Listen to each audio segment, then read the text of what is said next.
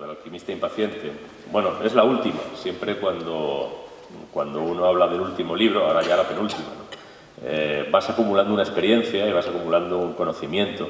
De hecho, esta novela yo no la habría podido escribir antes del año 2011. Y no porque no la tuviera en la cabeza. La marca del Meridiano yo la tengo en la cabeza desde el año 2004.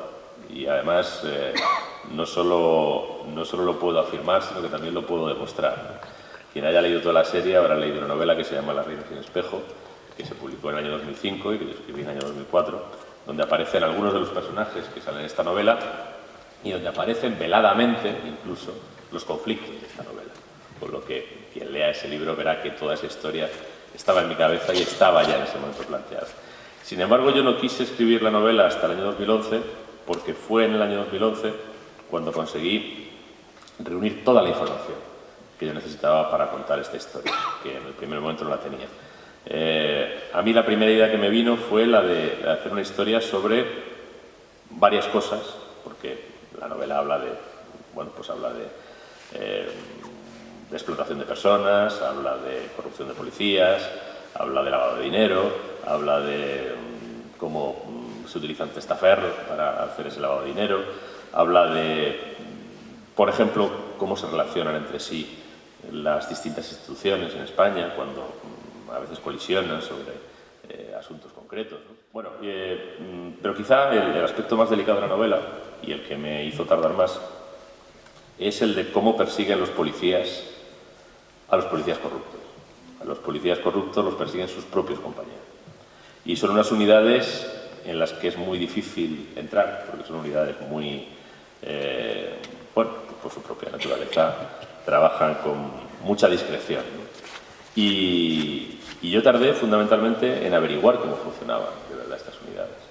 Y además cuando averigüé, conocí a gente que trabajaba en asuntos internos de la Guardia Civil, a gente también que trabajaba en asuntos internos de la policía, pues me alegré de no haber escrito la novela, porque yo, si hubiera escrito la novela sin esa información, pues como que habría improvisado. Y también esa sensación, ¿no?, que a mí me parecía quizá lo más significativo. Uno de estos policías que se dedican a perseguir a sus compañeros no tienen éxitos. Realmente a mí uno me lo dijo, dice, yo nunca tengo éxitos, porque cuando a mí me sale bien la operación, detengo a 6 compañeros míos. A 6 compañeros míos que se han corrompido. Con lo que realmente lo que hago es levantar acta de un fracaso de mis compañeros, del cuerpo al que pertenezco, de la sociedad para la que trabajamos. Que yo realmente, éxitos, no tengo ninguno.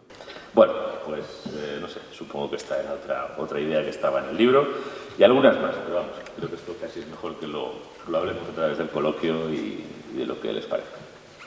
Doncs ara començarem el torn de preguntes.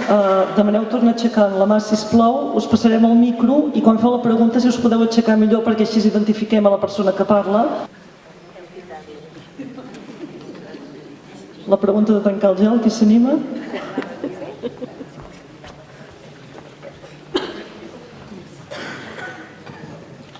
En català o en castellà? Cap problema. Català. Llavors en català. No parlo bé, por tanto... Contestaràs bé. Me da vergüenza hablar mal un idioma, entonces por eso hablo en castellano, que es mi lengua materna. Em dic Josep Malo, soc del Club de Lectors de Sant Vicenç de Torelló i sóc un lector de la vostra obra de tota la vida. Vaig conèixer des de la primera novel·la i sóc un seguidor d'en Bevilacqua i la Chamorro. Sí, en aquest sentit, cap problema. Volia dir-te una cosa. Tu has parlat de la corrupció actual del nostre país, però les novel·les de misteri, jo sóc aficionat a les novel·les que nosaltres diem lladres i serenos, al llarg de tota la història, sempre que hi ha crim hi ha corrupció. He llegit novel·les de l'antic Egipte, de Roma, de l'edat mitjana i no dic pegar de les angleses, les sueques, que sempre que hi ha crim normalment hi ha corrupció al voltant. En canvi, als Estats Units sí que és una novel·la negra totalment diferent que la nostra europea. Aquesta era una pregunta. L'altra pregunta és per què sabem tan poc de la vida privada de Bevilacqua? Bueno, empezando por la fácil, que es la primera. Es verdad que la corrupción es un fenómeno universal, incluso yo diría que en algunas novelas norteamericanas lo que pasa es que a veces en las novelas de Raymond Chandler, por ejemplo, aparece retratada varias veces la corrupción política, incluso la corrupción del poder local norteamericano en los años 30 y 40. Y en las novelas de Hammett aparece también la corrupción del poder local. Lo que pasa es que la corrupción en forma de connivencia con el crimen organizado, ¿no? Pero bueno, es una forma de corrupción. Y es una realidad universal, y además no se puede evitar. Es absolutamente imposible impedirlo. Y donde menos, en la policía. Porque los policías viven en la frontera, son hombres y mujeres de frontera. Y los hombres y mujeres de frontera pasan al otro lado, están cruzando y descruzando.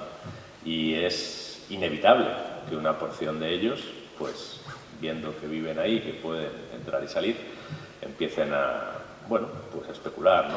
La vida personal. Digamos que las novelas están construidas en torno al trabajo. Y además hay una voluntad deliberada de que la realidad esencial sea ese trabajo. Para mí, Bevilacqua y Chamorro son esencialmente dos trabajadores públicos, bueno, pues son funcionarios, pero a mí más que como sabuesos, más que como justicieros, más que como investigadores criminales, me interesa retratarlos como trabajadores, como personas cuyo lugar en el mundo se basa exclusivamente en las horas que le echan al trabajo y en el punto honor que ponen al trabajo. Entonces la realidad central es el trabajo. Y además, normalmente las novelas suceden en las investigaciones suceden la mayor parte de las veces fuera de casa, se acaban encapsulando en el equipo e incluso durmiendo durante 15 días en un sitio que no es su casa, en un hotel, con lo que el trabajo tiende a llenarlo todo, ¿no? Y realmente esa es la rutina, cuando uno habla con ellos. Y si las investigaciones, además, hay veces que se estancan, ¿no? Pero la primera semana de una investigación es fundamental. En la primera semana de una investigación casi tiene una tendencia natural a trabajar 15 horas, 16 horas, 17 horas, 18 horas, lo que les aguanta el cuerpo. Porque muchos datos, si no se recaban en las primeras 48 horas o las primeras 72 horas, se pierden para siempre. Entonces, digamos que el trabajo, y yo lo que cuento es el caso, y normalmente el caso cuando estalla, pues llena su vida. Eso no quiere decir que no tengan una dimensión personal y que además yo, sobre todo en las últimas novelas, pues me haya planteado que tengo que ir desvelando esa dimensión personal, ¿no? En mi caso la historia principal es el crimen. ¿Y qué se hace con el crimen? Eso sí, pues las personas que investigan el crimen no son robots, son seres humanos, con familia, con problemas, y eso aparece. Diría que ha ido apareciendo cada vez más y probablemente en la novela en la que aparece más, no solo la vida personal de Bevilacqua, sino también la de Chamorro, que aparece todavía menos, es la última. Hola, soc en Pasqual Bernat, soc del Club de Lectura de Sant Vicenç i de Torelló. I al contrari del meu company, en Josep Malo, jo no havia llegit res de vostè i també he de confessar que tampoc no he llegit gaire cosa de novel·la negra. És un gènere que no m'ha tret especialment, però bueno, reconec que té, evidentment, té un valor literari molt important, no? És qüestió de gustos personals. Jo li volia demanar, el fet de Bevilacqua, a mi m'ha sobtat una mica, no? El fet d'un guàrdia civil que és capaç de citar Lacan, Freud, un intel·lectual, és una persona que ha estudiat psicologia, em penso, i tampoc amb les poques lectures que he fet de novel·la negra, però he llegit algunes de Donna León i apareix inevitablement la comparació amb en Brunetti, no? Brunetti sí que fa aquestes coses d'explicar la seva vida íntima, fins i tot el que menja, el que veu, etc. Que vostè això ho ha negat i em sembla molt bé, perfecte. Però tots dos són filòsofs, no? Perquè també en Brunetti cita l'Aristòtil, cita Kant, cita Ciceró moltes vegades, no? I jo, francament, des de la meva ignorància del gènere de la novel·la negra en general, ho trobo com una cosa estranya, no? Llavors, quan vaig llegir La marca del Meridiano, quan vaig veure que el que portava el Bevilacqua era un guàrdia civil, encara més, no? Perquè personalment tinc algun prejudici contra la Guàrdia Civil perquè recordo la meva adolescència amb experiències bastant traumàtiques de repressió política precisament per part de la Guàrdia Civil. I no sé, m'ha costat una mica, li he de confessar, empatitzar amb Bevilacqua i encara menys amb la Chamorro. Vull dir, em sap greu dir-ho, però sí, no he acabat d'empatitzar. No sé, m'agradaria que fes un comentari per destruir aquest prejudici que tinc jo i no sé, que fes caure aquest estereotip que jo m'he muntat mentalment. Gràcies. Gracias. No, todos somos sacos de prejuicios y yo creo que frente a la Guardia Civil, no usted, todos los españoles tienen prejuicios, son de todos los colores, pero a mí, por ejemplo, yo no pertenezco por ambiente familiar, no tengo ninguna proximidad con la Guardia Civil. Yo la Guardia Civil me la encontré como un personaje literario y me acerqué como quien, lo dice de una manera que a lo mejor es un poco hasta cruda, ¿no? Como quien analiza un insecto. Yo me puse, bueno, ¿quiénes son los guardias civiles ahora? ¿Qué trabajo hacen? ¿De dónde vienen sociológicamente, ¿no? Y no lo hice con ningún afán ni de enaltecer ni de denigrar. De hecho, cuando llevo 20 años, claro, escribiendo libros sobre guardias civiles, cuando tropiezo con alguien que me suelta el típico discurso denigratorio, anclado en clichés del pasado, muchas veces en un conocimiento defectuoso de la historia, eso es muy común en este país, ¿no? Porque la Guardia Civil ha intervenido en 3 momentos históricos, básicamente.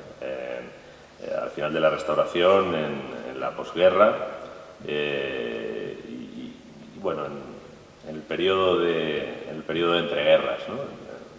En los años entre los 17 y la dictadura de Primo de Rivera, son 3 momentos en los que la Guardia Civil ha sido muy represora, ¿no? Y eso es histórico, ¿no? Pero con las mismas hay quien te dice, por ejemplo, que la Guardia Civil, yo he oído que la Guardia Civil jugó un papel represor en Cataluña el 18 de julio del 36. Claro, eso no saber nada.